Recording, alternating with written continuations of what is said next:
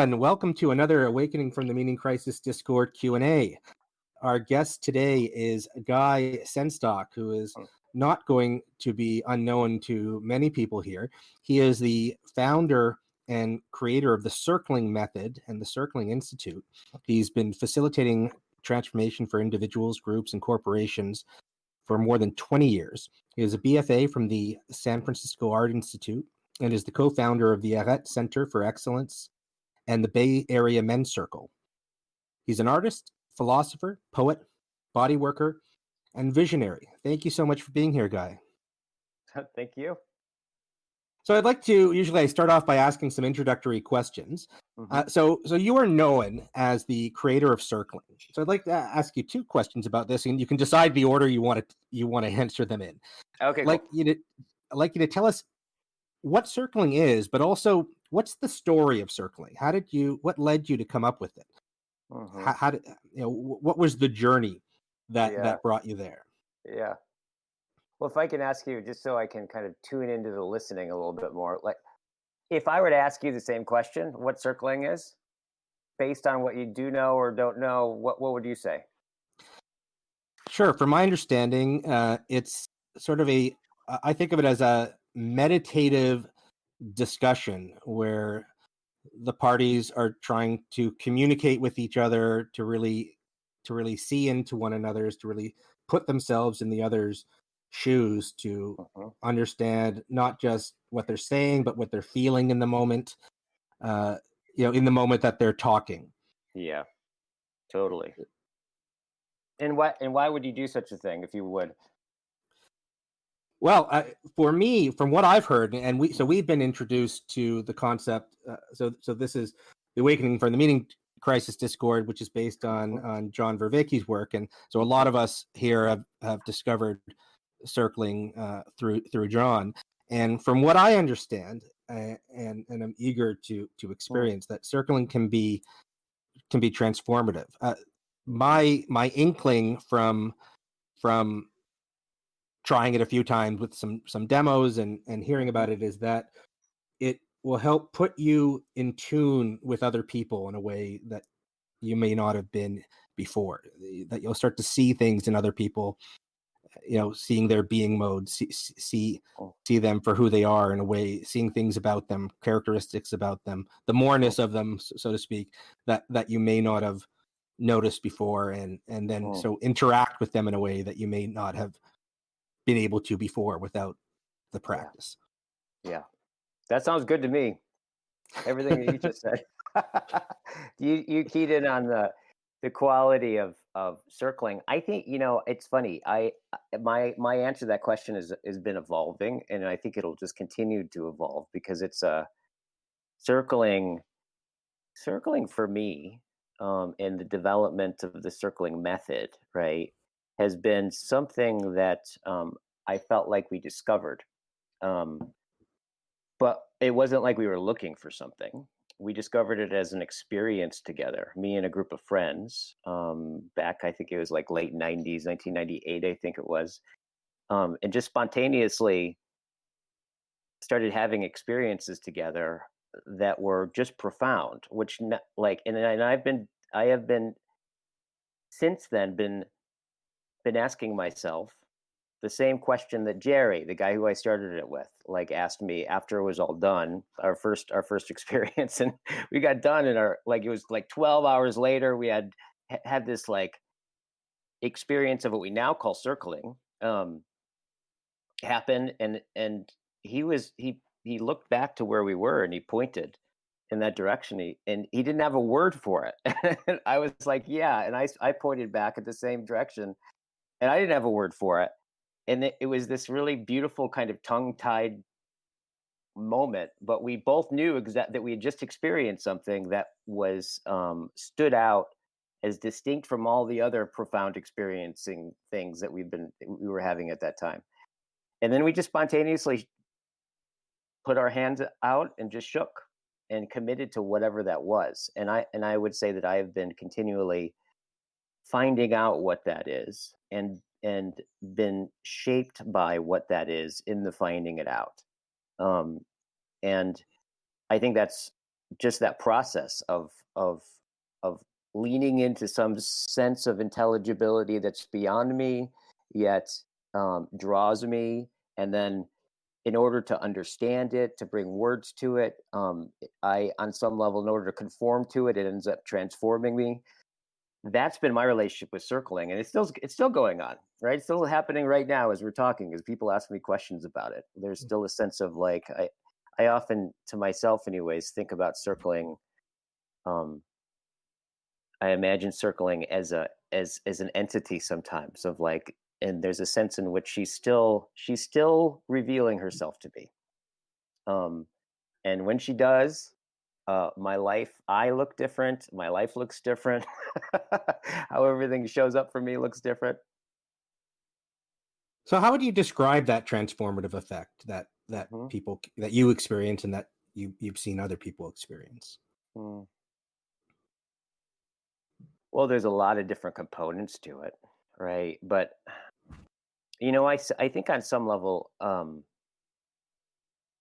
it's interesting because when we started this, right, when circling just started, there was a way where our vocabulary wasn't we didn't have the vocabulary to basically describe what we were talking about, right? Because I think that authenticity, um, is really, in a lot of the ways of describing this kind of thing, have to do with like a normal notion of self, right?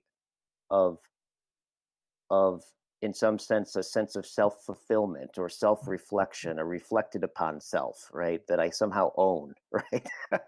But I think what circling really gets at is a deeper level of authenticity, which is how we, in so many ways, from the very beginning, right, like the very beginning, when we're like infants, right, we're born into a world, and how I become is through the attention and my family and contact and attunement with other people. How I know that I am, how I'm shaped, how I'm disclosed to myself can is so deeply entwined with my environment, with and all the stuff, all the research that they're doing on attachment theory is like, really recognizing this, of like that there's a certain amount of distance from the mother's face that if the infant doesn't have, there's all kinds of symptoms. So I think it's like, if we just look at relationship, being ourselves in relationship, they're almost indistinguishable from each other. And I would say that, like, that's pretty well known in like psychology, right, for the most part. But I don't think we have much of a way of knowing how that continues through our whole lives, right? That we're constantly coming into being through our relationships. And so circling, you could say, is the transformation has to do with what's just so native soil to being a self on some level, right? Which is coming into conversations and having relationships that, are mutually self-disclosing, right? In a way that inspires us and calls us beyond ourselves. That's what's possible in interactions. Now, I think that the fact that there's something called circling, right, announces that that's not how relationships usually go. Right. Like, Right. right, like they don't usually go that way, but they could. And so circling is all about, like, if there were postures that you sit in, um if there were muscles that you exercise, if there was a an underlying, logos, right, that gave rise to allowing relationships to open in that way together.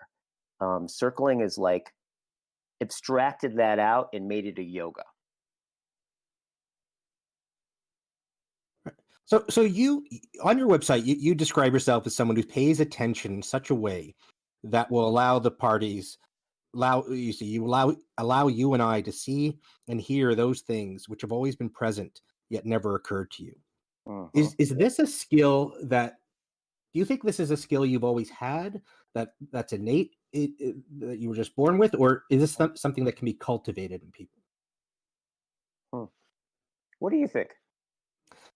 What do you I think? think And it's uh, what do you think? And what are you kind of getting from what I'm saying so far? well, my guess is that I think that well, certain people probably are more naturally tuned into other people as well, but I think that it is something that everyone can work on and get better at, Yeah. and through practices like circling. Right. Totally. Yeah, absolutely. I think it's like, I mean, I think personally, I probably have a particular acuity for this. This is why it spoke to me so much. However, I have to say, at least from my own experience, I'm so much better at it than I was when we first started. Right. So it has me think that it is, and also from what I've just seen from teaching people for the last 20 years in becoming good circlers, right?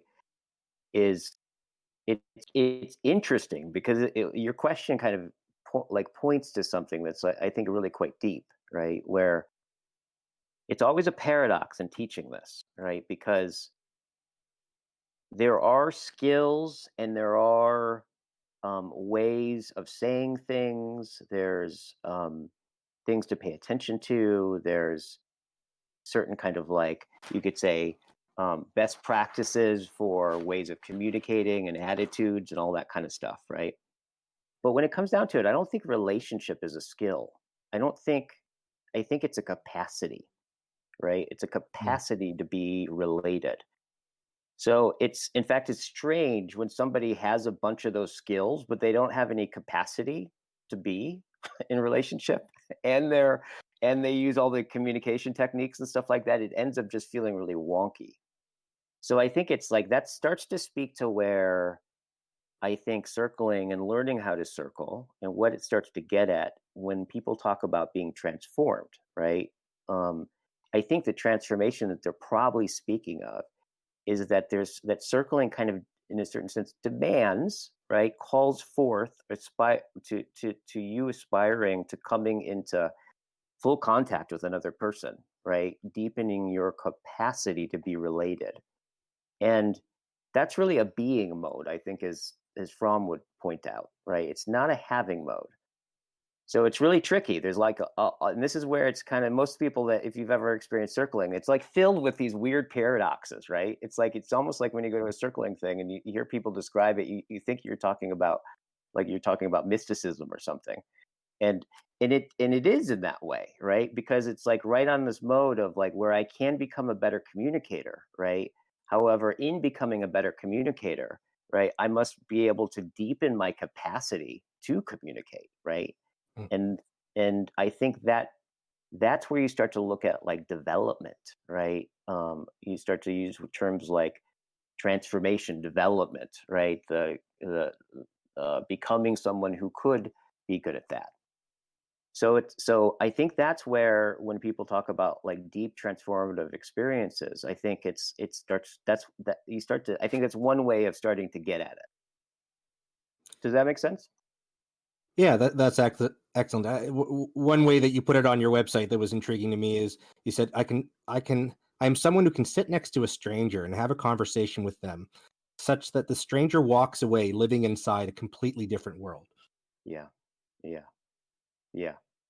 You know, and I think like what I've been thinking about like recently is I think one of the things that circling, I think one of the things that circling really, really, really does, a virtue that that underlines circling and is a practice of is reverence, right? Because I think it's, and just like with the virtue, like the way Socrates and Platon, like the Platonists talk about a virtue, it's like a virtue is like at one level, it's like something that's already innately there, but it's also something that you can strive towards. And when I think what's when it comes down to it, I think everything falls, right. Those kinds of deep connections with people falls on your ability to find yourself in reverence of with a another person and to cultivate that sense of reverence. And I think that like when it comes down to it, it's the reverence that I experience and have cultivated through practicing it that naturally flows into like you know, someone kind of listening to me or somebody who's circling and go, oh, they're a really good listener. like, yes, we're a really good listener, but I think all of that is expressions of the ability to continually be in, like, have the capacity to be in reverence. And I think that's really, when it comes down to it, as an exercise, if circling was cultivating something, I think it's cultivating that at the deepest level. And so, like, a lot of the time, people end up with this experience of what like reverence leads to, which are these experiences of awe, because reverence is predicated on this awareness of my own limitations, and that there's something beyond me that is something that I could never fully understand. Right? That's that attunement to reality in such a way, and attuning to people in that way of that deep respect and reverence, I think, is what is the, you'd say, the machinery of that, I think, is what circling really does cultivate in a big way. That's excellent. So I'd like to open up this to questions. If you could, for the audio, and say your name at the beginning of the question. It can be your Discord name, doesn't have to be your real name. But who has a question for Guy?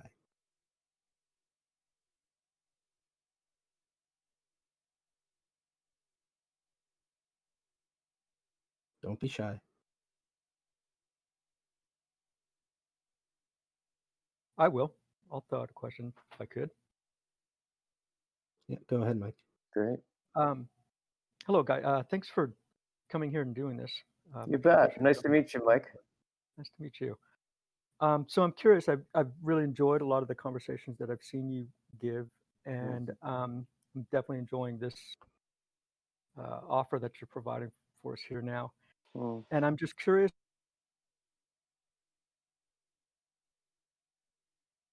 So I don't know exactly. I'm admittedly feeling as though it's a struggle to get the question out. Sorry, I think we lost you for a bit there, Mike. Can you just start over? Sorry. Oh, so sorry. Can you hear me now? I've been noting my sound has been cutting in and out, so it might be my. Oh, yeah, you're cutting out again.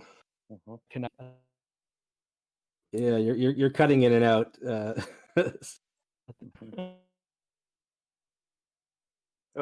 I'm going to pass because I think I'm having. All right, you know what? If you'd like, you could type it into the event listening party text, and I'll read it out. Oh, okay, sure. I'll do that. Great. Who else has a question?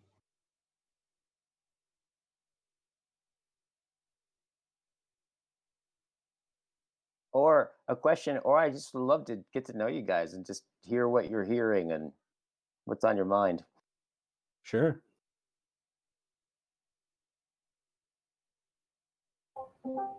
Hey, I'm Mercury. Mercury. I actually sent you a message. I'd love to have you for a podcast on my channel. But for now, I'll start with, so this circling practice and the changes you find it makes in yourself. Do you have any for how that's going to ripple out into society at this time, and to maybe tie it into the way the pandemic currently has created a unique opportunity for restructuring? And how do you see your expertise working into how we might move in a better direction as we begin to reactivate society? I mean, that's a really good question. Well, first of all, so when I think about myself and my understanding of like things like society and culture and the world, I personally feel like, in some level, like I'm kind of an ant on top of riding on an elephant's back and I can only see an inch in front of me, right? So there's I just want to just presence, like, where I come from with that is, like, first of all, I actually don't even know what's going on, and I feel very humbled by all the changes. So I don't know exactly what's going on and what society needs, or even what society is. However, that being said, right, I think that there's one of the big dilemmas it seems that we're inside of, right, is I think actually Chris and John talked about this in a paper that they wrote. And I thought it was brilliant the way that they put it, where like we're in some kind of weird spot where we only recognize, right? We've only recognized like first person present and third position, right? And we've lost the sense of the other, right? And precisely, in other words, like all, and you can see it in all of like the kind of, you know, the identity politics and, you know, all that stuff, right? Where people are becoming more and more identified with a label or their group or their gender or whatever it is, right? And we've lost contact with the sensibility that one becomes who one is in and through dialogue and through relationship, right? The transformative power of that, right? And if you lose that spoke in the wheel, all you're left with is kind of warring games, right? And all the things that come along with this. So I think it's like circling happens to just really speak to a way of restoring the recognition of the other at a very simple level, right? To really kind of look at somebody and begin to see like see them as distinct from your view of them, and begin to open up and begin to listen to them beyond what you could already think by yourself. I think that's I think that's an ancient value. I think that goes way back, and I think it is strikingly gone right now. Like in the normal discourse, like the governmental discourse, and it's like it's really scary on that respect. I also think it has something to do with like being in the age of technology from the Heidegger sense of the word, right? That I do also think that we are in a time that we particularly don't understand, right? Which is what is, you know, if we look at how technology has mitigated so much of our communication, and I think it's a profound change that I think we're going to look back on and go, whoa, this was like a huge thing that just happened, right? Where we started to separate. When I need to relate to you, I can actually I can text you, I can email you, I can do all these things to relay information to you without having to go through the awkward experience that it is of being with another person in communication and tolerating that ambiguity. There's so many different ways that we don't have to do that anymore, and of course, like all other technologies, like all other innovations, like it will allow us, we will naturally move towards what's easiest, right? And not towards what's hard. And I think that when we've, like with the answering machine, where I think was the first, I think where it first started, right, was where I can, like, when I have a communication for you, I can actually don't have to go through the conversational, you know, relating that happens. And that level of conversing is how we become who we are. So I think there's also another part of it, which is why something like circling even makes sense, right? In this time speaks to the time, because on one level, I think circling, that there's such a thing as like a yoga for inner subjectivity, is such a strange thing, right? And but it makes sense that if we've eliminated so much of that, right, in our culture, to come and have to do like a yoga, right, and concentrate just like a gym is for our bodies, like going in and doing exercises of relating, is something that's only emerged in the last 20 years. But I think it speaks to that. So I think it's like, I think circling as a practice points to developing capacities that are probably central to what's going to have us move forward. Excellent. Mike has posted his question. I'm struggling to ask the question because I feel it's a bit of a weighted question, but I'm curious if you consider circling a form of spiritual practice, and if so, or if not, why? And thank you for your response. Hmm. Let's see. Let me just think about that for a second. Well, I think there's a couple things. Like,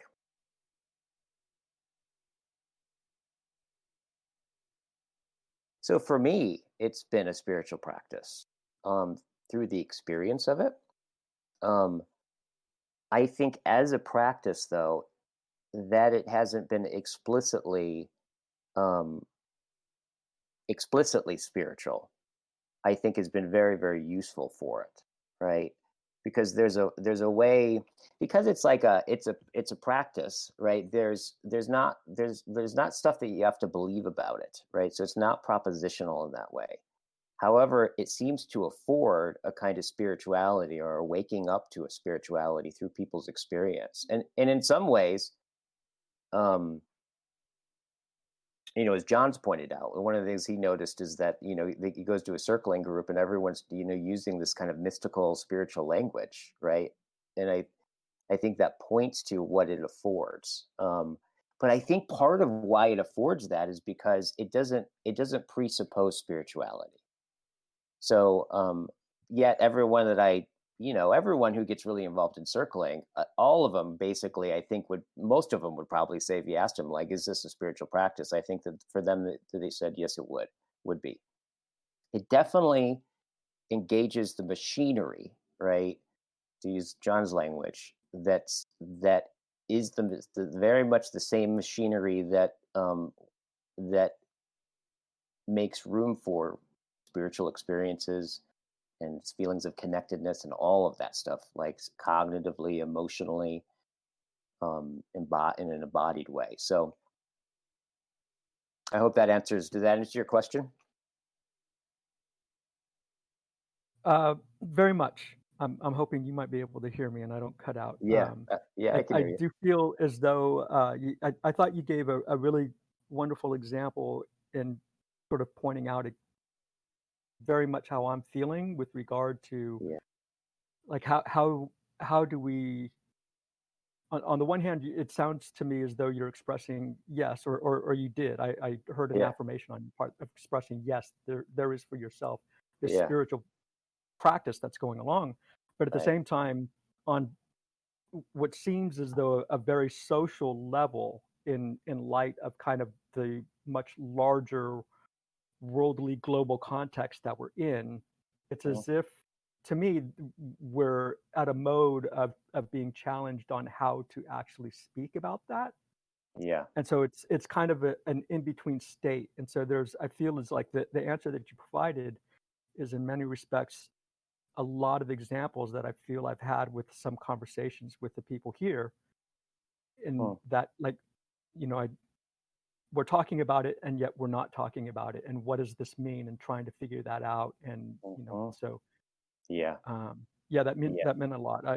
Thank you for your response, because it's kind of helping me to formulate my own ideas and thoughts on it. And Right. I'm glad to hear that. I mean, it's a worthy um inquiry and wrestling match to be in right now, right? Because it's yeah, like and I think a lot of it has to do with our relationship to proposition, right? Like, I think where precisely it gets spiritual for me, or where I have spiritual experiences, is, there is that sense in which you're with somebody, right? When you look at another's face, for example, and you get really present, and you start to hear about their lives, right? And you really start to listen, and there's that mutual disclosure that starts to happen. There's a way in which there's you, right? And kind of like, you could say, something essential about you, or your suchness, your individuality starts to reveal itself to me, but through more of a kind of a cognitive feeling, right? It's like, in some way, in some way it's an encounter that is transcendent in itself. But there's also this other way where, like, in seeing who you are, there's also a way that like that also opens up to something much greater, right? It's one of the things I've noticed with circling is that, somebody will open up about something really personal to them, and they'll take a risk and will share something that they've that's hard for them to share, right? And in sharing it, who they are is revealed, right? Beyond the content of what they shared, like the courage or whatever it is that's like that one is hit with. That sense of being moved by someone like that is simultaneously points to something about existence, right? That we can easily start to talk about, well, what is it to be moved? What is it that's moving us, right? Like, what is it that what makes it worth courage, right? For the sake of what? And these start to get into these very deeply philosophical, mystical, spiritual distinctions that start to open up. And that's one of the cool things about it, is that where the sense of the suchness of the person, or the essence of the person, and the sense of inexhaustible intelligibility becomes figure ground. And at some point with circling, there can be this back and forth where the figure ground starts to interpenetrate each other. And I think actually those kinds of deep conversations, those kinds of deep forms of intimacy, are one of the few places that people can experience something beyond the secular, but in an experiential, unarguable way. I think it's one of the places where being can still be disclosed to us in the way that it can historically has been through, like, the church and all that stuff. So I think that it's a really deep question. It's a deep inquiry, and it only touches on everything. Yes, 100%. I love the fact that you were describing what sounded to me as a genuine attempt.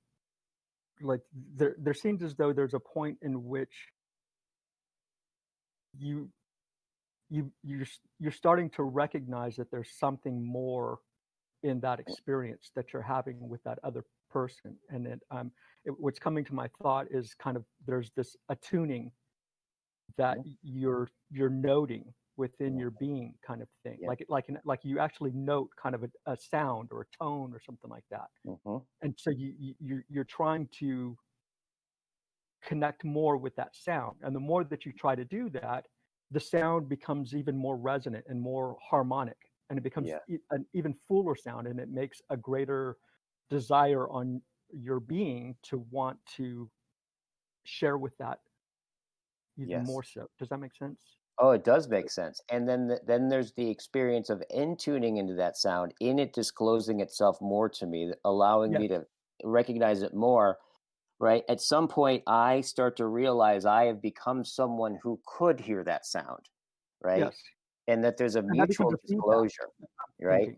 Exactly. And I think the I thou, the basic fundamental unit of relating, is that's possible, right? And I think circling that, like, in dialogos and all the things that we've been talking about, I think is one of the primary, if not the biggest, access point to that kind of spirituality, for lack of a better word, that becomes available to us, right? It's a full participatory thing, right? Through it's like I know, like, knowing you is a participatory event. I'm a community project, right? It's like, I cannot know in a relationship. I cannot know you without being known, right? I cannot hear you without being someone who can, right? And so tuning into to that mutual self-disclosure, that back and forth, what starts to get revealed is something, the greater or deeper horizons that we recognize that is already always the case, that is in fact having the conversation. Right. Yeah. Thank you so much. you did you responded exactly where I was hoping. So thank you again, and Sweet. thank you for your time again. Yeah. Thanks for pointing out the music. I'm hearing it more. Okay. So, Socratic skeptic Dave has posted a question. Guy, thanks for your YouTube channel. Have enjoyed many of your videos. I'm close to developing a campfire space at the bottom of my garden in our allotment. I want to do some kind of men's group. Do you have one piece of advice for a beginner at hosting these?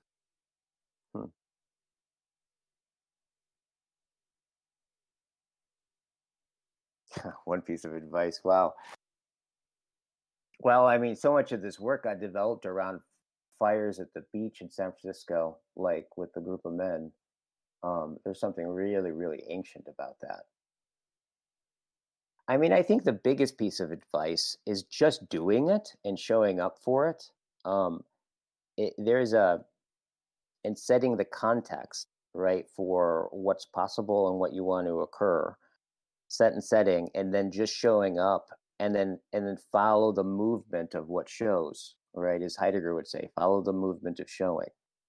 I think that's most of it. If you just set like time, space, invite the people, set your intentions, and then let the games begin, and then find what you're doing together, right? And I would also say that that be an example, be like kind of be the happening that you want to have happen there. So lead with your vulnerability, like share in the way that you want to see other people share.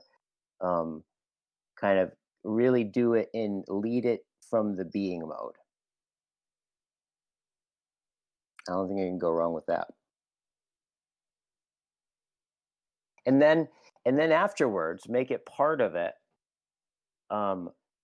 Have people tune into what actually does, what glowed and what doesn't, and then make that explicit amongst the group of yeah, when we did that seemed to really like zero in onto something, and you go, okay, well, what was that like, and start to look at it, start to tune into the music, as you were saying, so we can start to hear the music. So it becomes the process itself starts to facilitate the thing that you want it to facilitate, but more of a midwifing process, listening to it. Oh, thanks, Guy. That's some thoughts for reflection on, for sure. Yeah. But I think just having the courage to put something like that on and responding to it wholeheartedly with your whole being, and just being the context that you want the content to arise inside of is the key.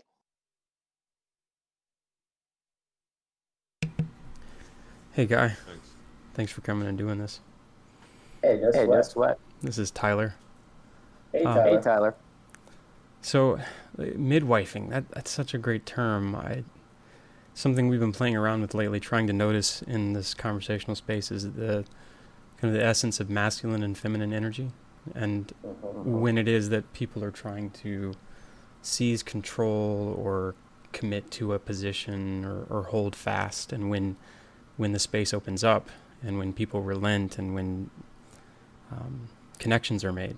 And I think what I've really noticed is that so much of this is typically expressed in deep primal relationships between men and women, between the masculine and the feminine, as expressed in that sense, and the way that that's related to the types of bonds that we seek, and the deep compensatory aspect of the masculine and the feminine. And I wonder if there's some quality to a different ratio of men and women in a group that has some effect on it, or if there's some aspect to evoking that in the presence of more men or more women who may not necessarily naturally come forward with that aspect of themselves. Yeah.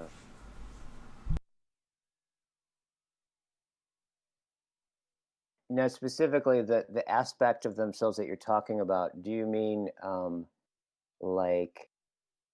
the feminine, something like the feminine coming out in men, or the masculine coming out in women? Right, yeah. Very Jungian kind of animus thing. Totally. Well, it's funny. I mean, I don't know anything like I don't know anything for sure about this, but I can just like look to my experience of this is that it's always struck me that you know that um that when guys get together, they love to philosophize, right? Why is that? I and I think it's because actually it's one of the ways that we actually can experience something like birth or being pregnated with an idea or conceiving something in that way, right? That there's a way that it's like almost like like something about the domain of philosophy starts to get at ways in which like men can experience something like a birth, right? And that kind of energy. Um, and I've noticed like with my wife, for example, like I'm like, I spend all day with these questions that are burning in me and thinking about them and reading fucking books and having conversations. And like, I'm just doing that. My whole life's about that, right? On some level. And it is funny, like, there's just a sense with my wife, like that, where she'll be like, she totally gets it and she'll go there with me. But there's kind of a sense where she already is all that, right? That she's like she already is she's so identified with life that like the sense of the mystery for me that's so compelling and all my attention goes there. She's kind of already the mystery, right? She's like it's like embedded in her way of doing the dishes. And so I think there's a difference there, right? That at least that's my experience with that.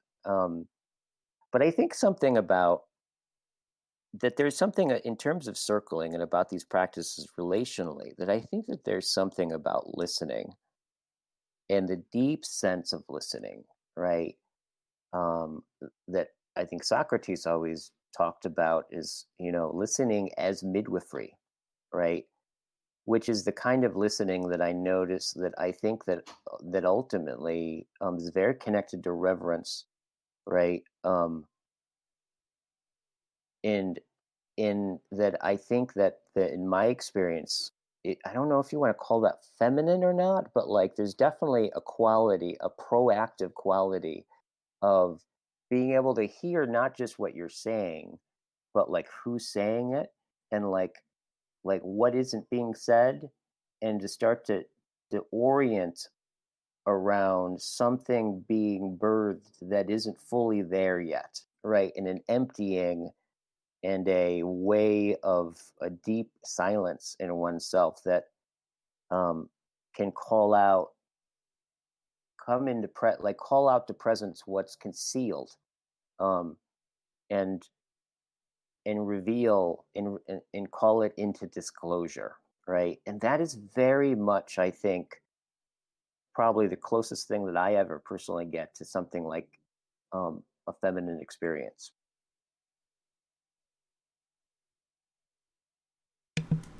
Yeah. Does that speak it all to No, your that's perfect. Yeah. I mean, I experience it very much the same way. And that's why I end up using those. Well, I use those terms, I think, just because I noticed so much of the resonance in various aspects of my own experience in the masculine and the feminine. Right. So I was there for the birth of my two children. I helped the midwives. I helped pull the children out, and there's something to that. Like there's the struggle. There's this masculine struggle, right? It's fierce. It's energetic, but then there's also this hush. There's this weight, this patient weight, and then all of a sudden there's something completely new, right? Like that moment when it comes out, when the newness, the novelty has arrived after that pregnant period. It's just so sweet, right? And that combination of the masculine and the feminine in that moment and the product of it. If you can, I think if you can elicit this in conversation, I think just as you said, it very much is like it's the procreative power in our minds, giving birth to the tensions and struggles, the pregnancies in there that we've carried with us for however long, right? And so that resonates deeply. Thanks. Yeah, totally. I mean, you're bringing me back to my when Forrest was born, and my wife at that time. I'll never forget this. Like, there was this point where she was, the nurses had left and her water just broke, and they put her in the bathtub, and all of a sudden I went to go get something, and then I come back, and all of a sudden I hear this groan, like this moan, and I look over at her, and I was so struck by her, because it was so clear that she was experiencing a tremendous amount, like more pain than I could even imagine. Yet she was like, the moan was like where she was just kind of digging in and like completely being with it had such integrity that, and I looked at her and I was struck by the experience of otherness. I was like, whatever it is that she's doing, that level of integrity was almost like a pure kind of integrity of being with that pain, so with such solidarity and such like fullness or whatever it was. And I was just like, I had this sense of like, man, very few guys that I know would ever sign up for that. Right? Or could we know what we were signing up for?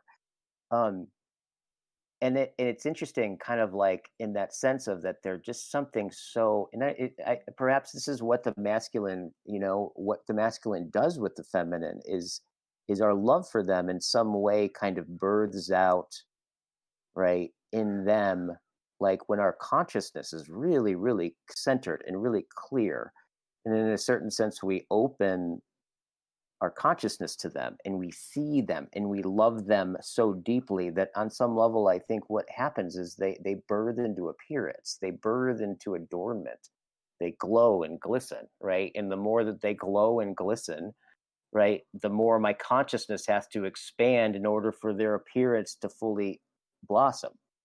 So and it's interesting now to think about this, right? If I think about it now of like, well, what is it that's happening in like a conversation? My wife is just giving me the thumbs up and a heart thing on her chest. She's crying now. But if we look at that, like, okay, so well, what's happening with the love of an idea when a distinction or a something about a dynamic or an idea is being disclosed, right? Like if we say on some level that my listening is a giving birth to that, right? There is a certain kind of, like, it's funny, I think it really is, it's like this experience of being fully engaged in that way of giving birth. And it's just interesting to think about that. Like, I do think it's one of the ways that we get to experience that. Yeah, absolutely. My sister gave birth this morning. I just wanted to share that synchronicity. And I know it screws mythology up, but she's naming my nephew Odin. Welcome, Odin.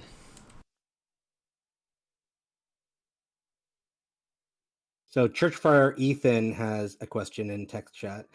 Are you familiar with the International Institute of Restorative Practices? I took a course last year and they had an emphasis on a similar practice that they called circling to use in a classroom setting, but your name never came up. Is your method different from theirs? And are they taking your copyright? Yeah, totally. I added in the last bit about the copyright.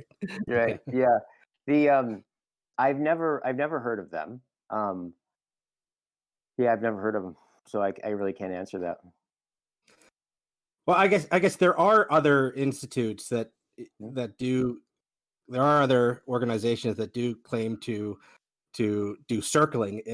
Do you consider circling proprietary? Do you mind if other people use the term if they're not in conjunction with you? Or you don't have to answer if you don't want to. that's a whole left brain world right now. I'm contending with that a lot right now, and I think that the way that we're working at it, because it's been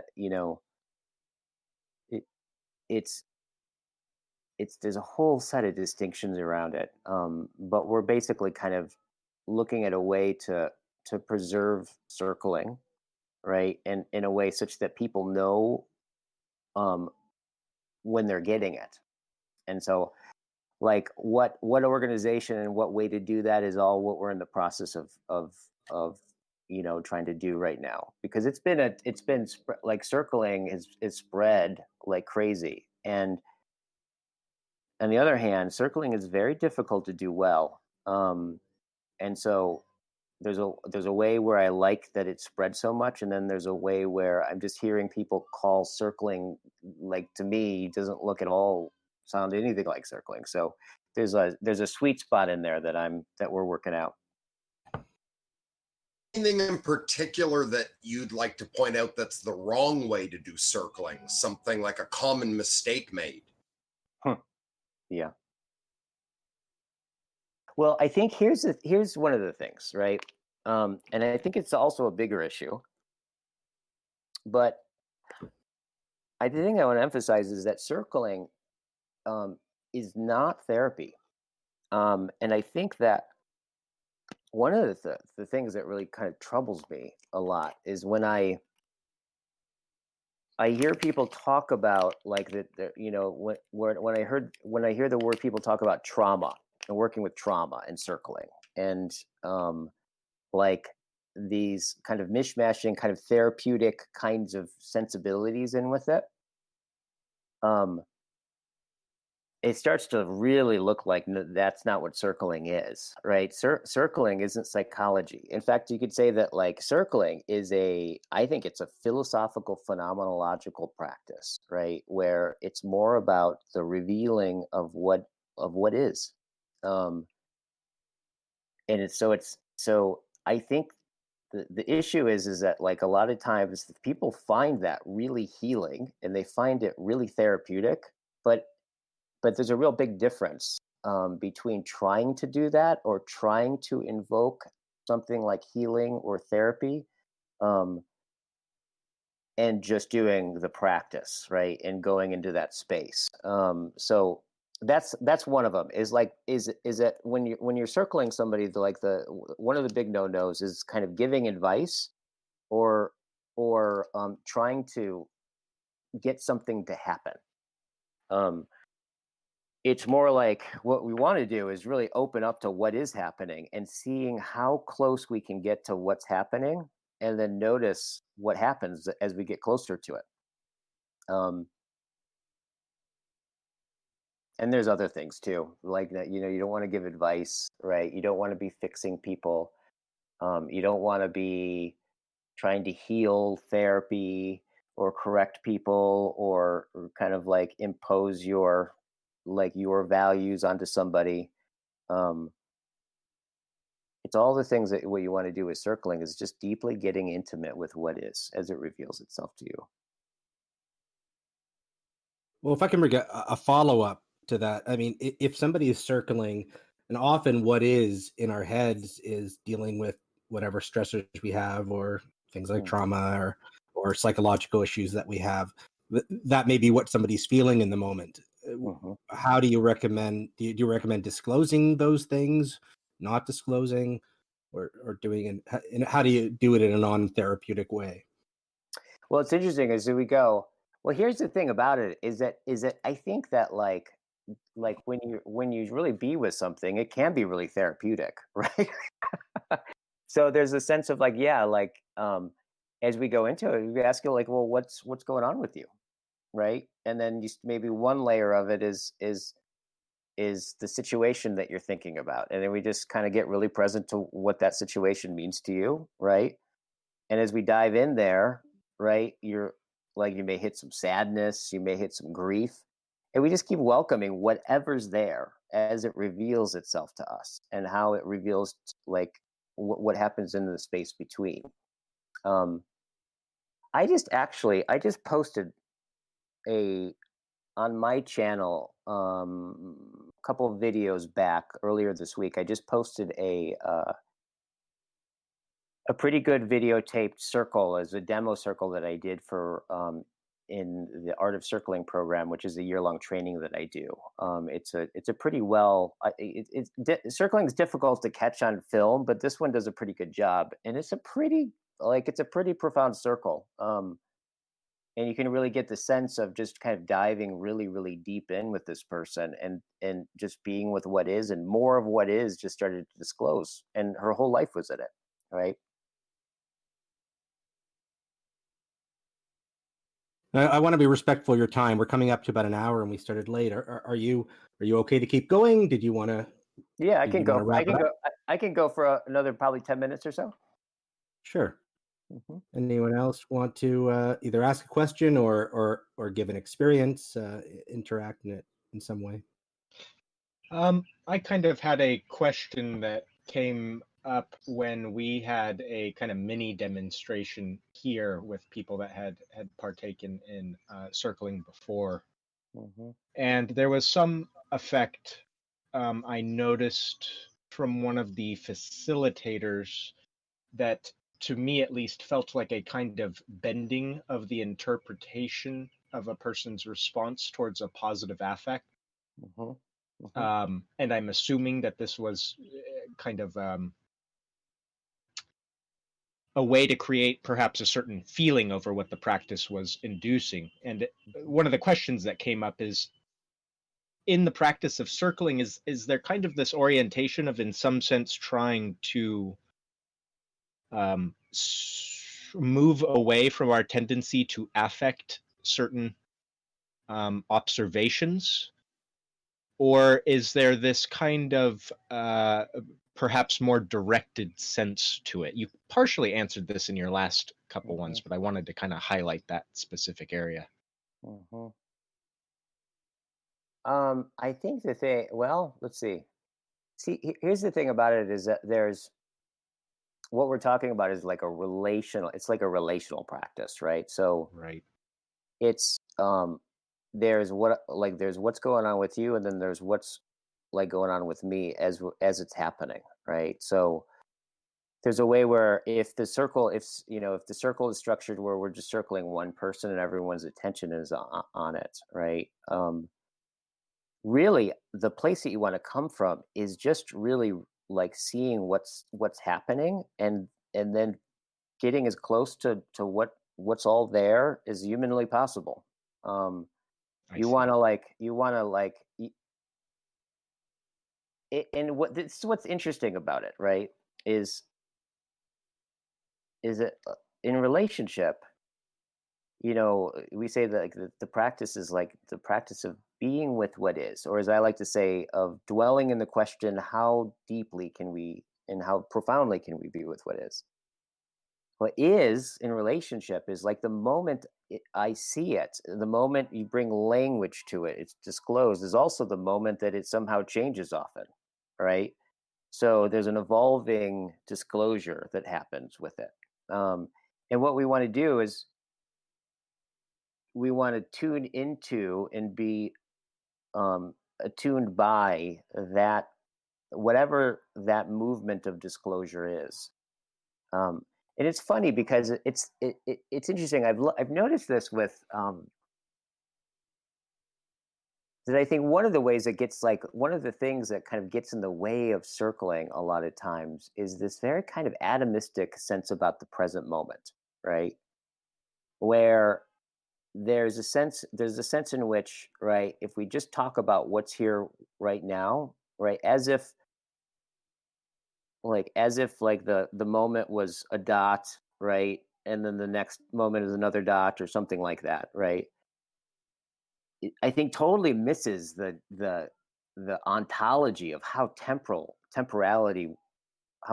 we are through and through. So for example, like what may be present for you is this tension in your shoulder, and that's the thing that you can sense and you can feel. But then if I go, okay, well, what's all involved in that tension, right? What we'll usually find is a whole future that I'm anticipating and bracing myself for. And like then what we find is like if we unfold that tension in your shoulder even more, what gets disclosed is like what has me anticipated maybe a whole history, right? that's Right. embedded in the concerns, in which is this current note is the tension in my shoulders. But just like music, I don't hear music by listening to each note atomistically. I only hear music precisely when the note points to the future and the past notes that just went on, and I can start to hear the melody, right? Right. That's it. That's the thing that we want to do, is revealing more of the music that's being played in a certain sense. Right, and that's a beautiful description of the phenomenology that I was experiencing even within our little attempt to get a feel for it. Yeah, totally. Where in many ways it was by in some sense, hyper focusing on that moment, that it seemed to expand into almost a narrative unto itself. You could feel history, Bingo. Bingo. blossoming forth through that exact moment. Bingo. Right. I was like, well, what else? What the hell else are we, other than a moment of the world disclosing itself through and as us, right? Right. Like, so if you go deep enough into somebody's issue, if you just keep following that thread, eventually you're just going to hit God, right? Right. It's like, Right. it's that, and I think that's where it starts to get mystical, and where it makes a lot of sense to describe circling in this kind of spiritual language, right? Is precisely, it's that quality of attentiveness to the phenomena of God. Because when you think about it, we're so it's so intense being human. I think about it like, actually, this is a good explication of this. When I was in art school, I graduated from the San Francisco Art Institute. I'm a painter and a sculptor, and I had this art teacher that was in a life drawing class that I had for a number of years in a row. So that he was really good, and it was so funny to hear him talk about the difficulty in capturing the human form. And what he used to say is like, it's so difficult to render either abstractly or expressively or literally, representationally, because there is not one part of the human form that isn't dynamic and expressive. And Right. another way of saying that is that there's not 1 inch of us that isn't a communication, right? That everything is expressing. Like, for us, we are creatures of language, right? And we are constantly like emanating and imbued with levels and layers of intelligibility, most of which we're not even aware of, but all of it is a communication, right? So on some level, when you tune into a human being, I mean, the levels of complexity and depth of what you can begin to hear, if you really start to attune to the depth of what it really is to be a human being. And this is what's interesting, is like, I think I can only tune into the level, like the deepest level of your humanity. I could only tune into that with my own humanity, right? Right. And so that kind of quality, or that observation of like, yeah, the more we tune into this, the more there's almost like a narrative starts to unfold from itself, right? From the phenomena, like that. But if you think about like the way you stand as that unfolding happens, what you start to, all the micro instinctive movements in your nervous system that you make, the attuning in, the facial expressions, like how you stretch in certain ways, in becoming a part of all that, I think is the machinery, right, that affords us being open to the world in a radical way. It's interesting, the image, or one point that kind of popped up in my head as you were describing there, was having a mystical experience in relation with others, and having this sense of almost those micro expressions, that deep connection to the thing, in some sense animating the object, actually started to blur, such that the object itself was likewise the expression underneath, or part of that thing that animates fundamentally. And in some sense, it felt like a deep blurring between the kind of ontological pursuit and the theological pursuit. Yeah. And I don't know, it's like it moved me out of a naive aesthetic frame. I have a helicopter in the background, sorry. Mm-hmm. It moved me out of that naive aesthetic sense of someone's physical existence as somehow representative of some aspect of beauty, and instead that sense of beauty seemed to be in the existence that was there at all. Like I don't have good language anymore, but that was pretty damn good. And then how would you say the process of seeing that, right, and then redescribing it, like, what did that do to you, if it did anything? Who did you have to become in order to see that, right? What did that take on your behalf? Well, it's interesting flipping it back inside, because it had such a deep kind of mirroring effect in that it likewise felt like I was experiencing myself as the object within the subject. I see, I'm again losing my language. Yeah. Well, notice, okay, so just like right there, notice cognitively the stretch that you're needing to make in order to describe this experience that you had. Right. That stretch, right, is precisely the practice, I think. Right? I see. This ability, like, for example, right there, just in that thing, okay, how do I describe something that's like both subject and object mirroring each other as it's happening? Like just feel all the different capacities you're trying to balance, and just in your cognition and describing that. Like, I think that's the thing that circling opens one to, right? Right. And yeah, in that sense, there's this kind of deep realization that I can't actually capture the thing outside of existing itself. Yes. And here's what's really interesting. This is where it starts to mirror in the Socratic dialogue, right? Where there's this paradox of the dialogues where, Socrates will like say, okay, what is this virtue? And then it's just that, like, the whole ride is this frustrating thing where you find out at the end, like, not even Socrates knows what the answer to that question is. Yet somehow at the end of the conversation, there's this openness that somehow the dialogue had reached a level of aporia that transcended the dialogue itself.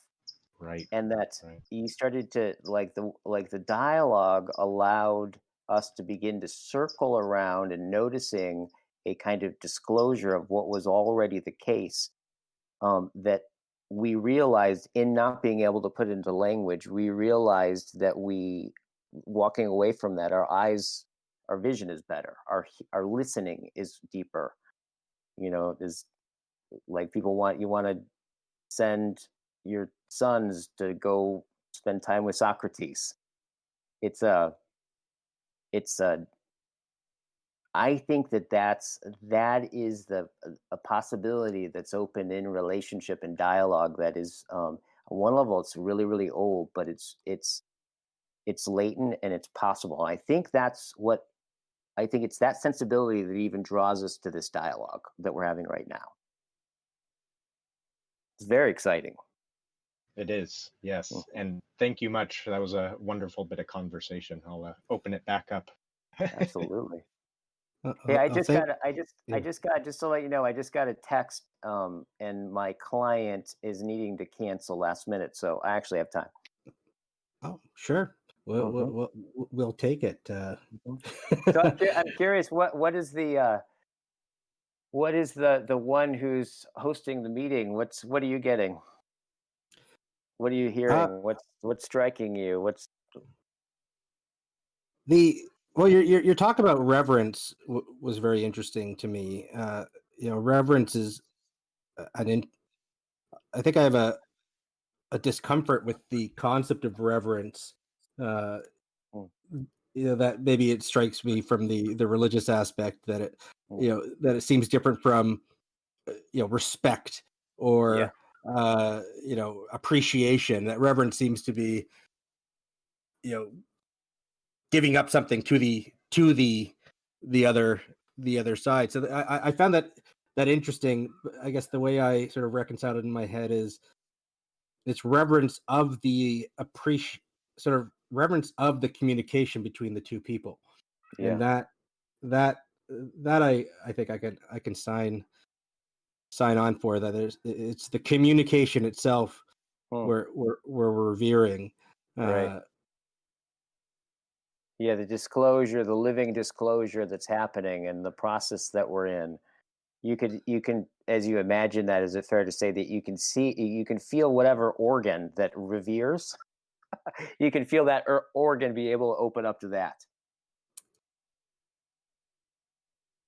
Yeah, and exposing, I guess, opening yourself up to communication in the way that you haven't before, and valuing it for itself.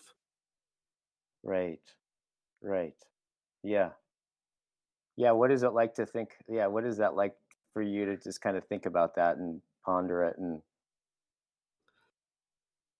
well, I know there's something exciting for me always in having a good conversation when you get into sort of a flow state, where you're say even an argument with somebody who you disagree with, but where you're really communicating, where you're really understanding one another, and maybe you come to some realization, or one of you realizes something in the other person's arguments, or vice versa, and there's an ecstatic feeling that I sometimes get in those kind of discussions.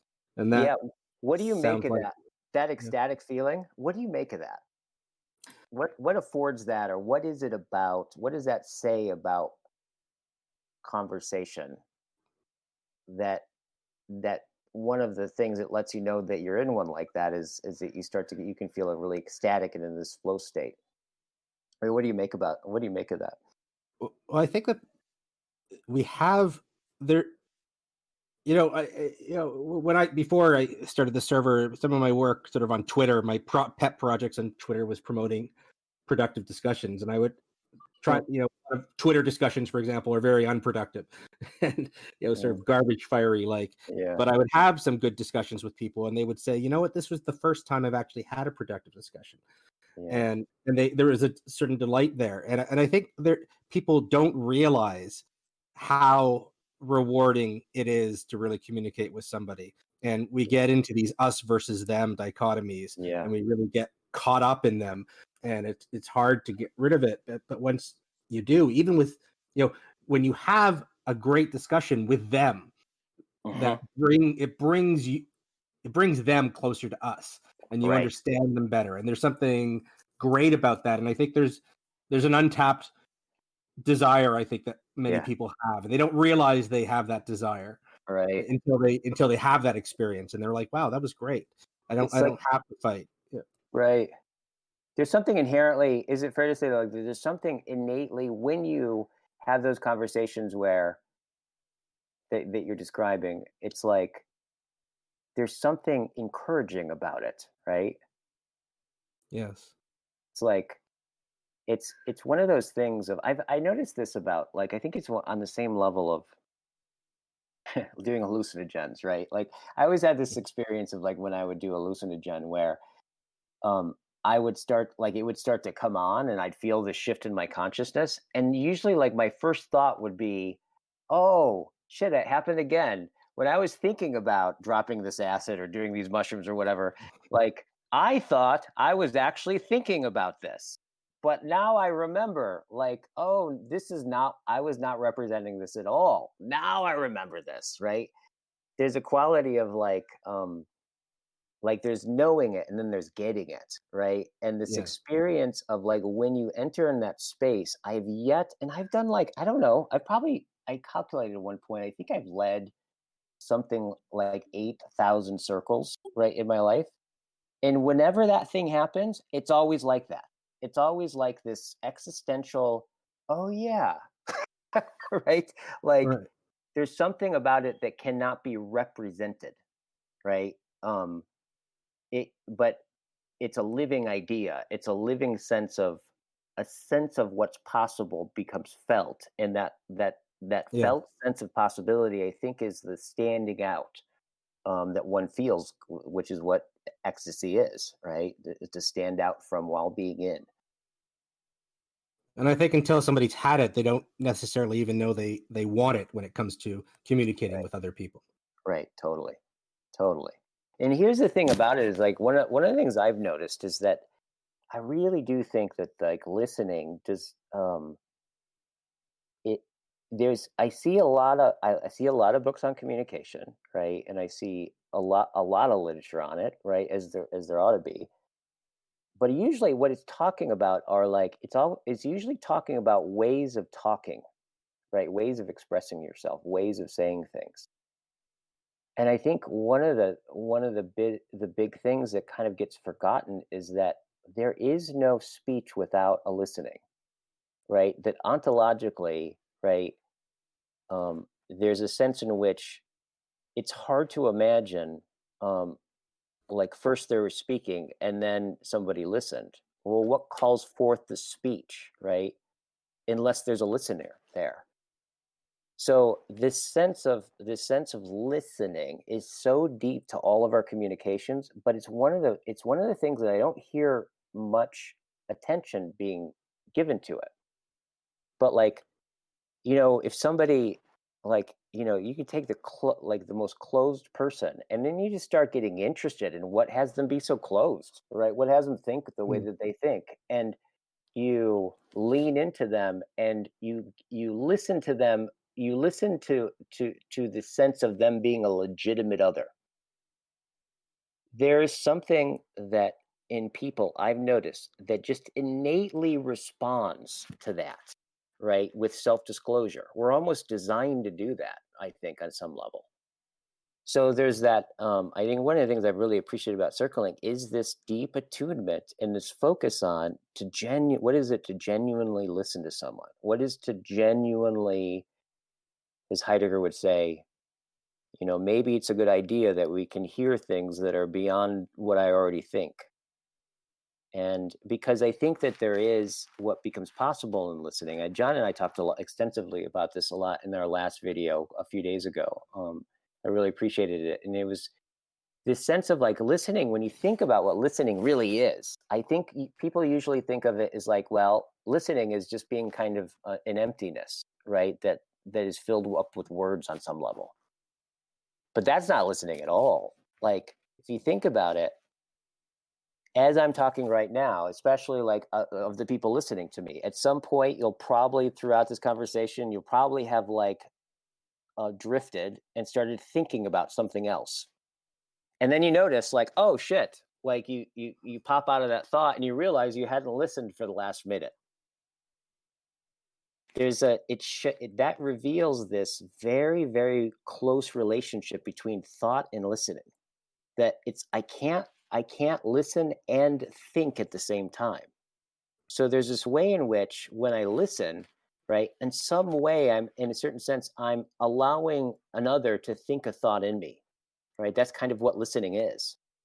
Now, what's really interesting is that when you think about that, like, this is why I think, for me, I would have to say that I've just been so fortunate in this regard since a young age. I've just had people, older people, who have just taken me under their wing. And in some ways, they would speak to me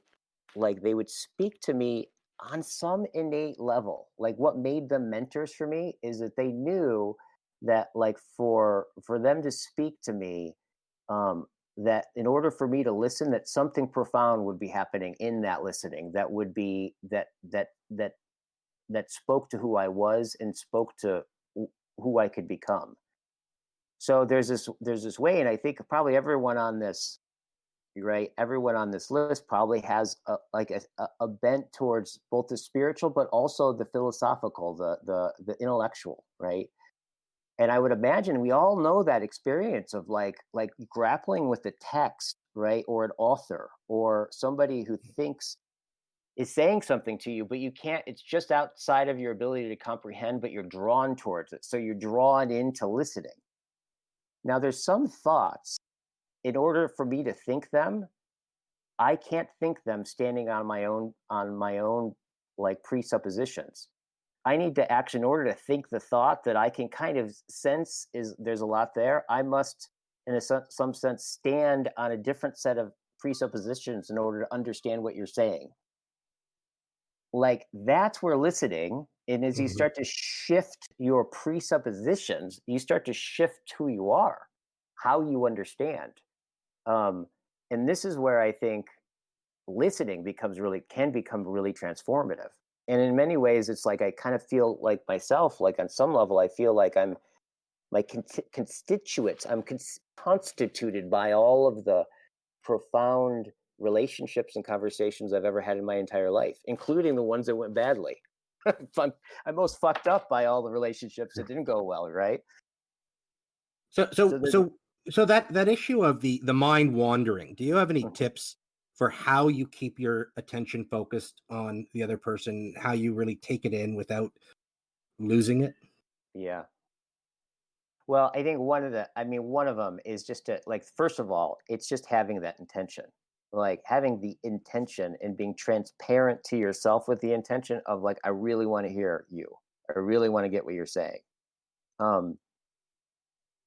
And then some practical ways of doing that is just simply kind of like exercises of just simple paraphrasing.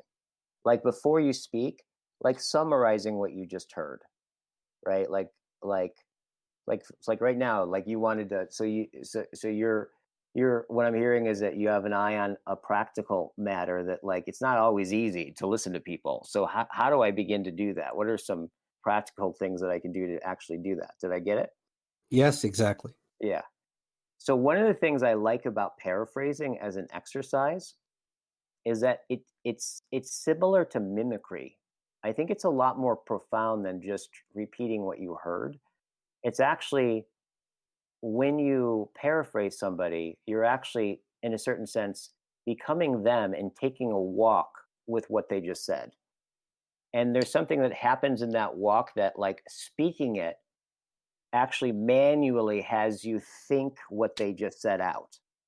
And at the end of that thought, there's kind of a little sense of like, oh, you just went on a ride. And then you can start to notice whatever you say next will be in direct relationship to what they just said. I think there's something about, there's like that, you can look at that as like an asana, right? Of like really making sure that you kind of repeat back what you heard before you say the next thing. That's one way of doing it. Excellent. I don't want to be the focus of everything. Does anyone else want to jump in? And yeah, in fact, like, I'd love to hear what you guys are hearing, what you're getting.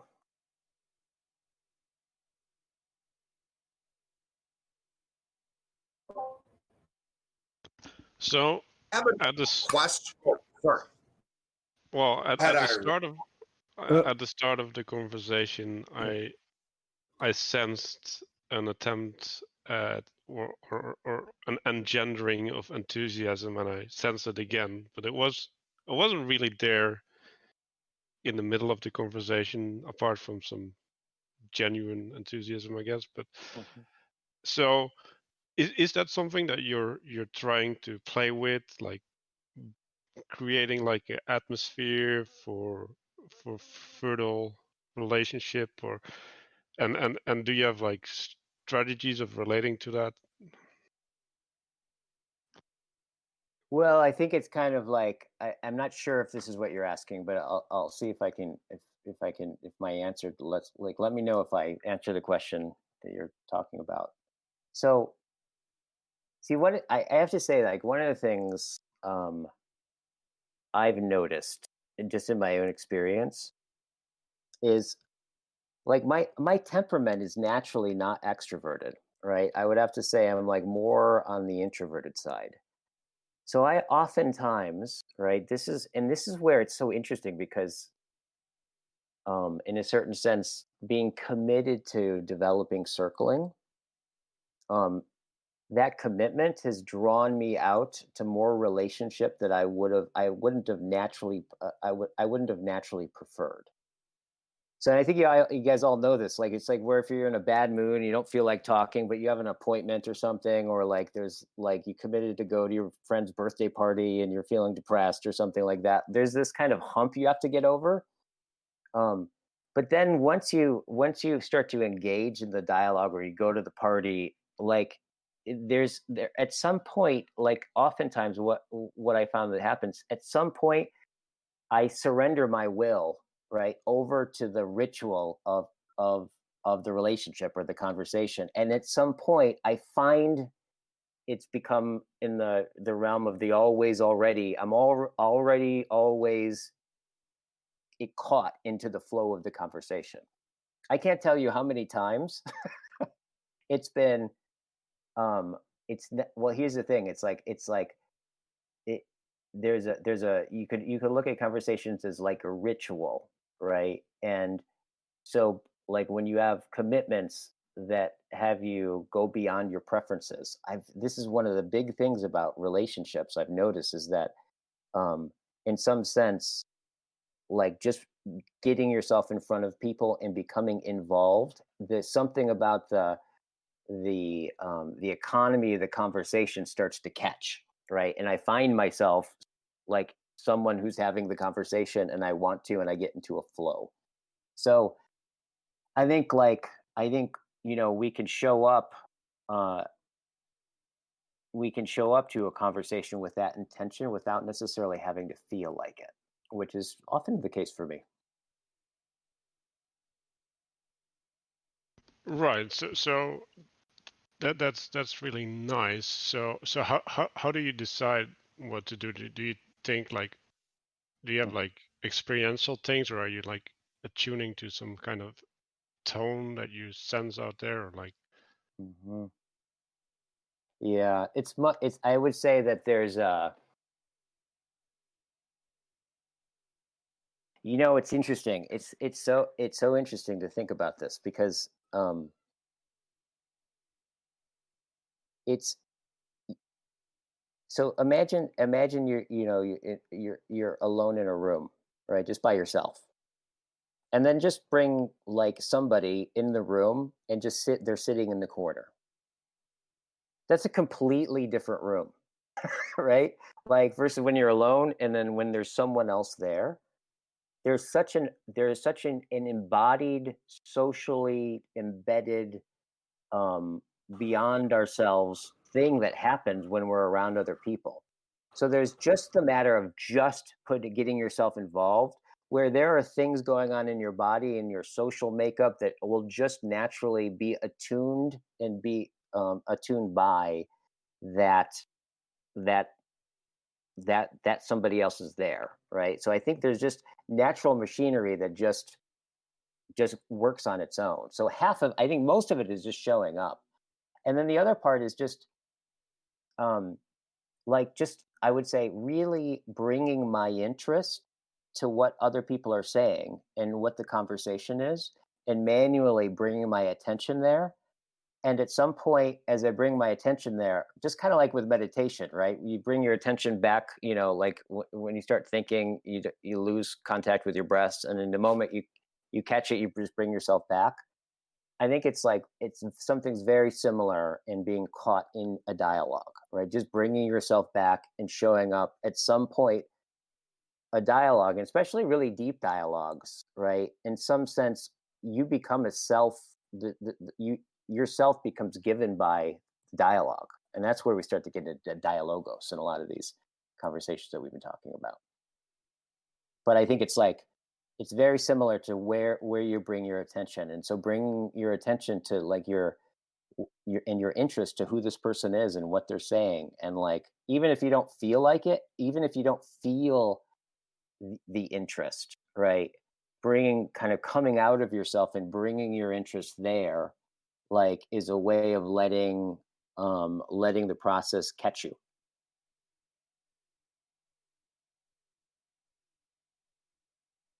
How's that?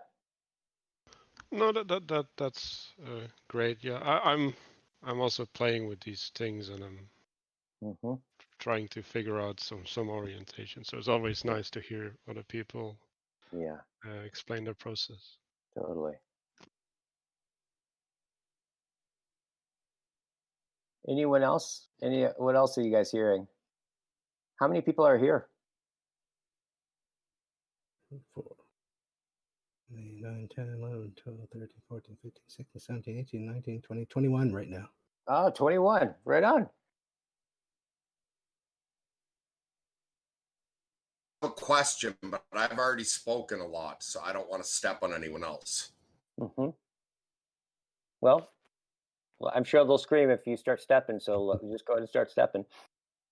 Okay, I want to reverse the polarity of my first question where I asked about scaling up. Yeah. Instead, ask, do you have any thoughts on applying this to our own internal dialogue and how we interact with ourselves? Yeah. Just also to say, you've talked a lot about what we can learn about ourselves and grow in relationship. Do you feel about self-development during extended periods of isolation? Yeah. Well, I would say that, I mean, what you're pointing to is a real deep thing, right? You could almost say that we're always in a dialectic, right, of some kind with ourselves, with our environment.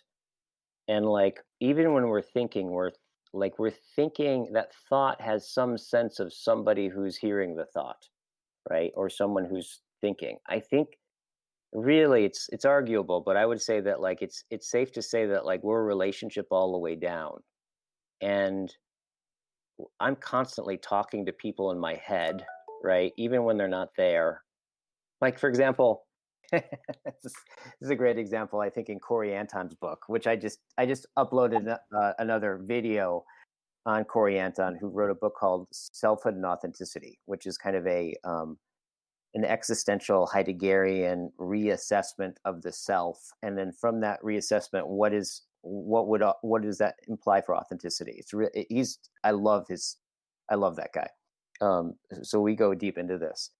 But one of the things he says in this book that I just thought was just hilarious and ironically funny was, imagine, you can imagine an artist who does the greatest masterpiece of his life.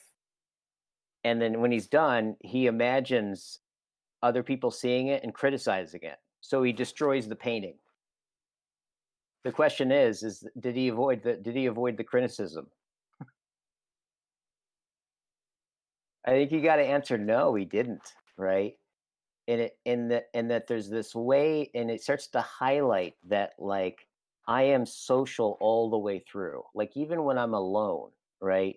There are embedded social practices in the way that the agent or an arena relationship show up is imbued with people, even if they didn't ever criticize me. That I destroyed the painting so that they wouldn't presupposes that I already was criticized by them, right? I didn't need them to criticize me.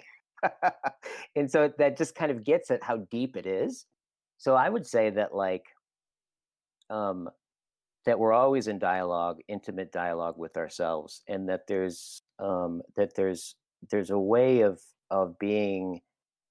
One of the ways of having reverence for yourself and respecting yourself is to give attention to that dialogue. And I know that like in working in my coaching practice and working with people, one of the biggest places that I think that we're really fused, right? The self is really fused is to the superego, right? Or that sense of that critical voice that often like its job is to kind of keep you the same, right? Which is really about your survival. And how it lives is this kind of this constant sense of criticism that comes up whenever you start to go beyond the shape you normally take. And I notice that like in when I'm working with people, coaching them, they start to set goals and they start to move towards who they aspire to be. And it inevitably brings up all that self-judgment and criticism. And And so one of the big relationships that they start to get into is to start to see that that's happening. Oh, there's this structure in me that's like basically telling me what reality is and who you are and what I can and can't do and who am I to dare to even think I could do that. And all of that, like all of that that process. And so a big part of realizing and going to that next level of who they are is about having a real relationship with that for what it is and going into dialogue with it, right? Disengaging from it, like hearing the way that it talks to you and the way that you position yourself and fight with it and avoid it. And that's like an example of like seeing the dialogues that are always going on inside of ourselves. So yeah, Roger Dawkins' subpersonality model.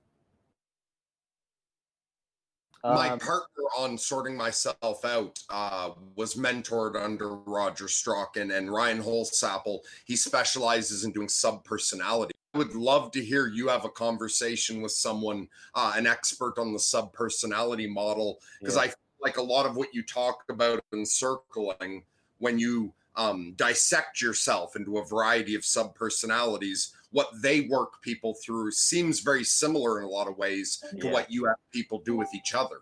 Totally. Yeah. I am even when I'm alone, I am only myself in relationship to another, right? Like it's kind of like ontologically, that's what a self is. It's always an agent and arena. It's a deep it's like in the structure of our being. So I think all those kind of techniques are really great that kind of work with subpersonalities and have you go into dialogue with them.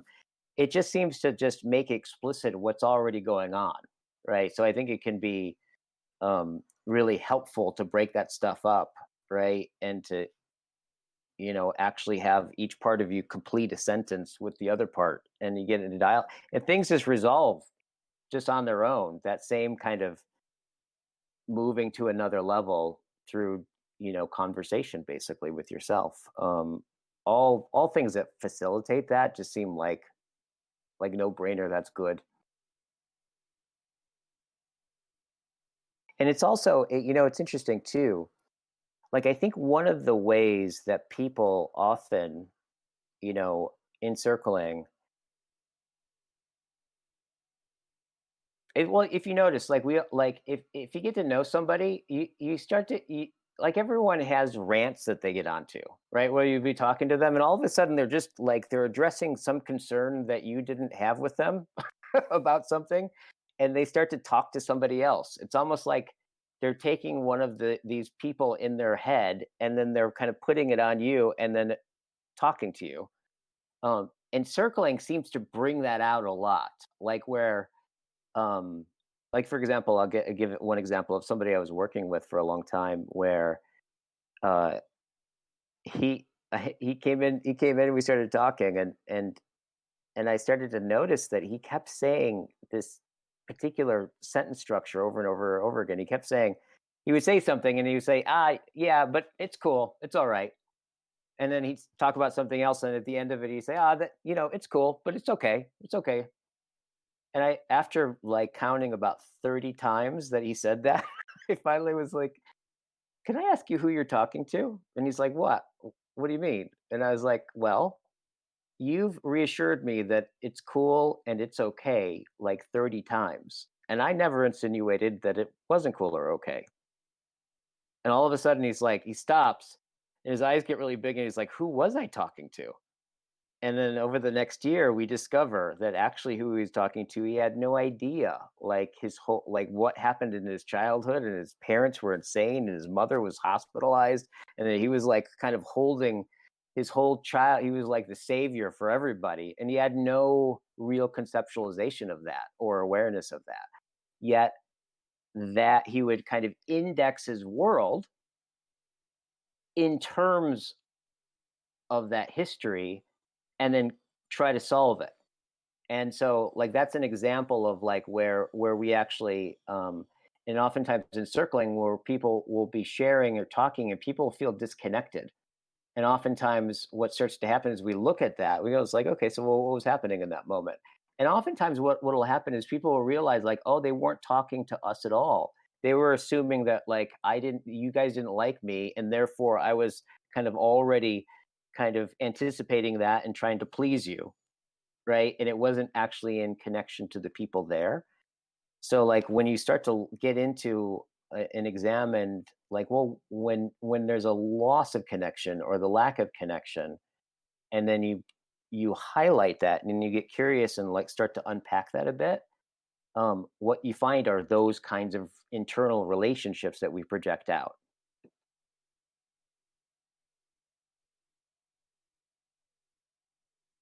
It's not about us. The person who flips you off on the street or whatever, that's often not about you at all. It's just you're not mad at me. You're still mad at your dad or whatever. But Yeah. people often going around interacting with the world in such a way that they're just projecting their own things onto it and interacting with that. Totally. Yeah, totally. Absolutely. Absolutely. It's kind of like one of the big openings, right? Talking about listening, to really listen to somebody in some sense is a teacher of mine that said, like, asked me, is like, okay, in order for listening to be available, right, to you, for genuine listening to happen, what do you have to understand about listening, such that if you don't understand this, listening is impossible, right? And we were in a he lived in an area that had like a town square with a park in the center of it, and we were like walking along, and I would give him, I don't know, some smart answer about it, and he's like, nope, and he'd give it another shot. And so we walked around the park like 3 times, and he stops me, he says, okay, you ready? It's like, what do you got to get about listening, such that if you don't get this, listening isn't possible? And he stops and he looks at me and he's like, you got to get that you don't listen. And all of a sudden it started to sink in. It's like, oh yeah, like what I have to get about listening is that I don't listen. Because if I can't hear that I don't listen, right, listening is impossible. But the moment I hear that I wasn't hearing you, that I was hearing my projection of you, or all my pre-listenings of you, all my judgments of you, or whatever, the moment I can begin to hear that is the moment genuine listening becomes possible. And I keep getting that on a deeper and deeper level myself. Like I always because I never think when I'm listening that I'm not listening.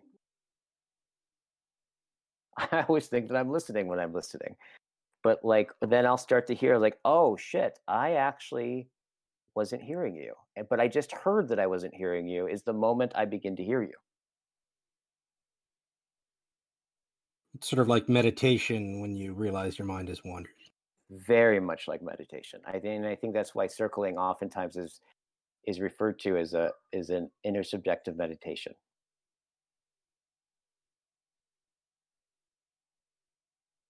Anyone else want to share what they've taken from the conversation today? Well, I wasn't actually going to say anything, but what was just said about not listening, that was very interesting to me. And I was wondering if there's any techniques for kind of helping other people have that realization that that they're not really, that they're listening to somebody who is not there, or that is in their head, rather than the person who's right in front of them trying to communicate with them. Right. Well, I think it's like, I mean, one thing just on this end, I think back to just saying what you heard, right? So just having like really, really saying, okay, this is what I heard, and telling them what you heard, and then finding out whether or not you heard them, right? Like, is that what they meant, right? And so that's one way, right, of just not assuming that I'm hearing you, but actually checking, right? Because I have to say that so many working with like lots of couples and marriage counseling, like most of the time when people are arguing, they are not arguing about the same thing, and they don't hear that. So like a lot of the coaching is just having them start to hear what they're actually saying to each other, and then having them hear that they weren't hearing it. I mean, when it comes to somebody else, it's mostly like I think you can ask them like, so what are you hearing? I just want to make sure that we're like, you're hearing what I'm saying, or I just want to get it, right? And you can invite them to speak it out, right? Where you make the listening, one is you unconceal listening, and you say you acknowledge there is a listening that could happen here, right? And it's kind of what this conversation is inside of, and it could happen in greater or lesser degrees, and attuning to the listening, and then bringing it up as part of the conversation. That's something that's really rare, but I think it's always valid to do. I've got something to add here. This has been a recent epiphany of mine, the whole how to have a good conversation thing. Mm-hmm. I'm happy to share. I'm happy to pause. I tend to get into monologues, but I've learned recently how to stop doing that. So my point of view on this is roughly that the best way to have a good conversation is to shut the fuck up. I'm sorry for being blunt, but it's the truth. My father, unfortunately, he has a different problem. My brother has the problem of not being able to shut his mouth. My father, and these are both major triggers for my own hypomania. I'll leave it at that. But my father has a problem of not being able to hear. And it's not that his ears have problems, it's that his ears aren't open. Whereas I'm now all ears. I have nothing but ears. I don't even have eyes anymore. And with my father, what I noticed is a pattern that he's gotten into. He's built a gutter in his mind, a gutter that the bowling ball just wants to fall into. And the more that you build through this gutter, you till this line, it becomes easier and easier to fall into it. He found a wife that adapted fully to him. She learned language, she learned his culture, she moved to the Middle East. I'm going to end the monologue, but for my father, his problem is that he asks direct questions. And he asks them an infinite number of times because he doesn't respect your time. He doesn't respect my time. He just thinks that you'll solve the problem for him. So he never had to hear, because you will solve the problem for him after 50 questions. If you ask the same question 3 times or 30 times, eventually the other person is going to get frustrated, and they're going to stop talking. They're going to either do it for you or stop talking to you. So I think these are the 2 things. One is shutting up, listening, like literally opening your ears. You'll find that you attract people to you when you do this. You'll attract muses, people that don't speak for months, maybe they observe you. And then you'll find a creative spark that opens up the door to many more epiphanies. So I'll pause there. Yeah, totally.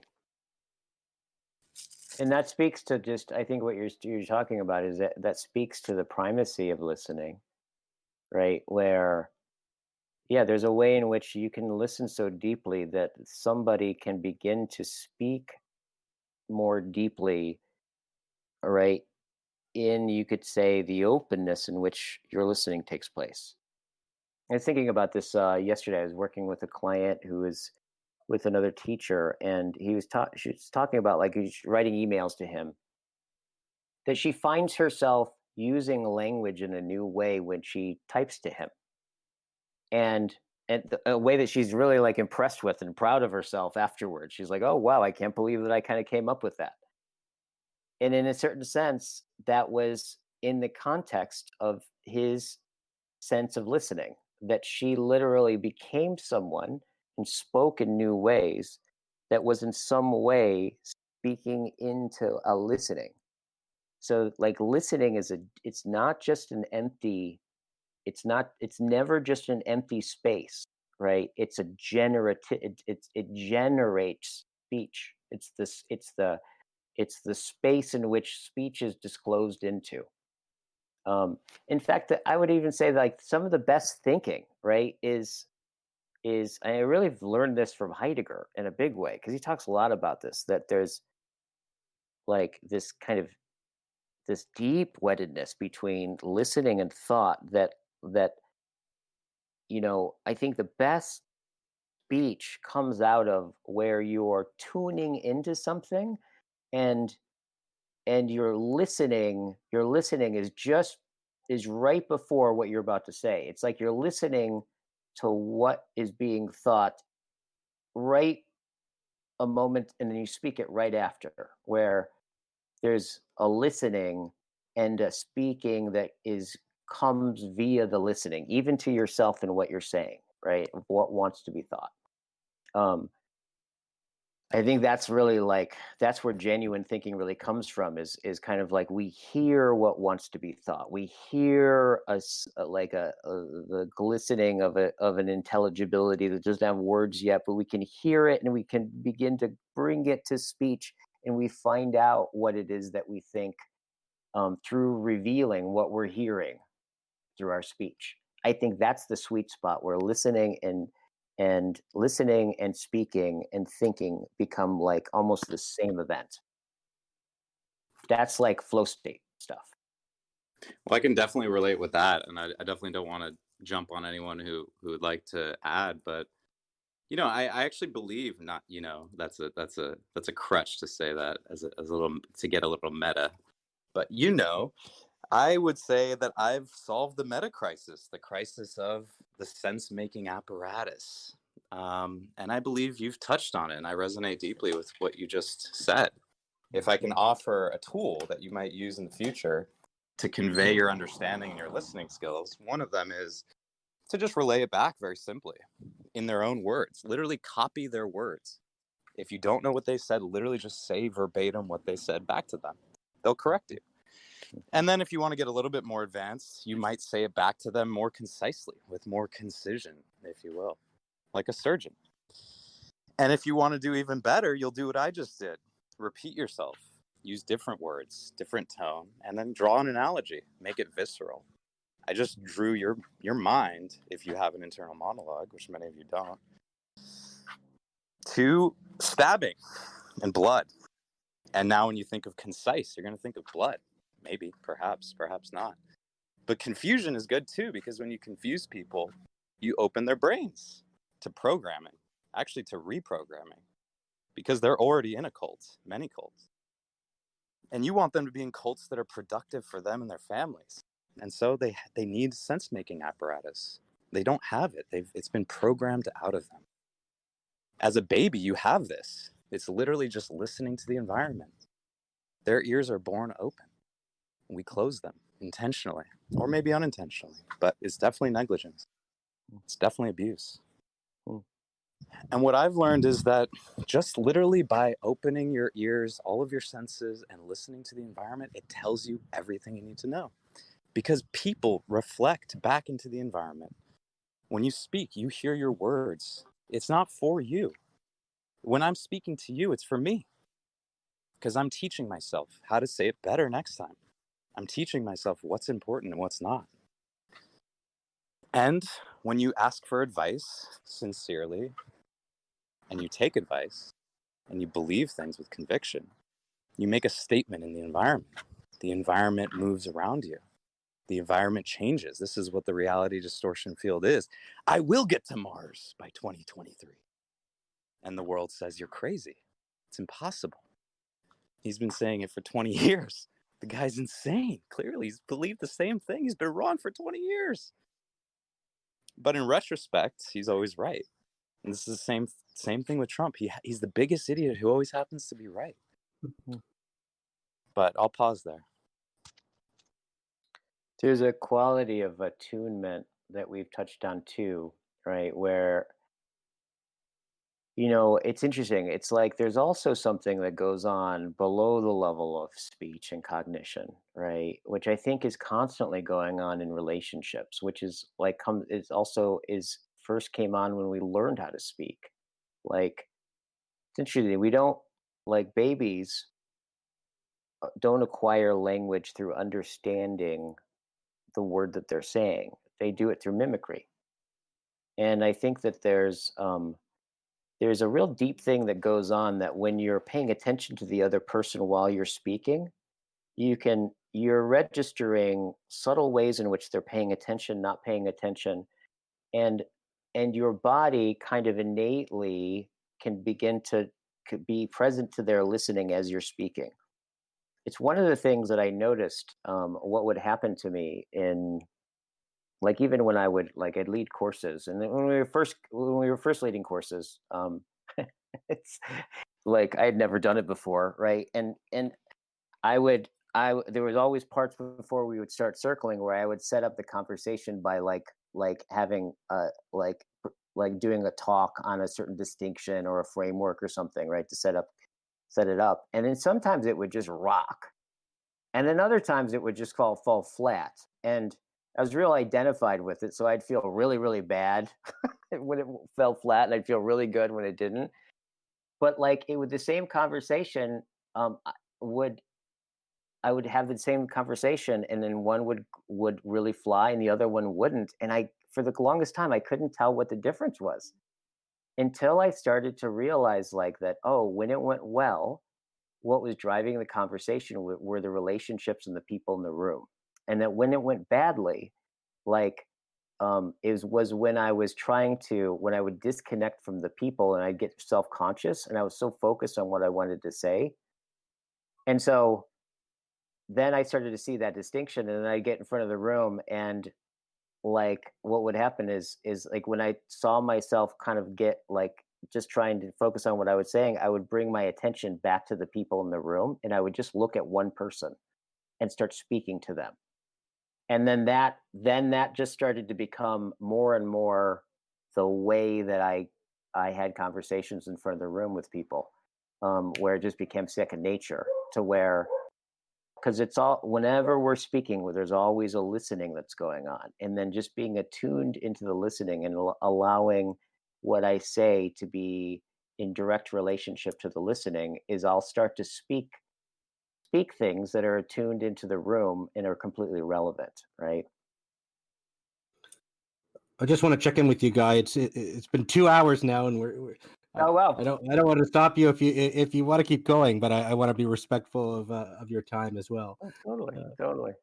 Oh yeah, I should probably go. It's been a couple hours, but this has been great. This has been fantastic. It's been fascinating, and we'd certainly love to have you back at any time. I'd love to. Yeah, and I want to draw people's attention to the Voices with Vervecki that Guy did recently with John, and he has a couple other conversations on John's channel, plus a bunch of conversations on Guy's channel. So you've had quite a bit of a back and forth with John.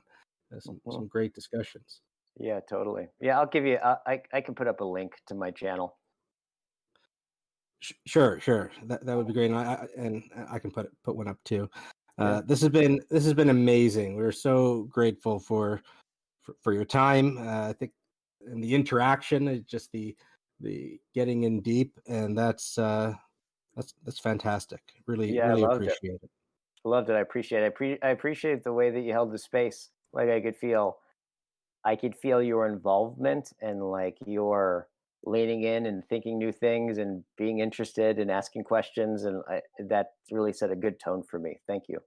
Oh, great! Thank you very much. I appreciate that, and thank you to Tyler for recording as always, and to everybody here for tuning in and participating. This such a great community that we're forming here, and each conversation seems to be getting better and better.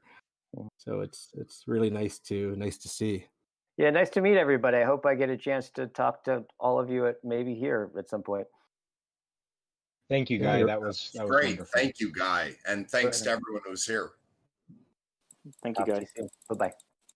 You're amazing. Thanks again.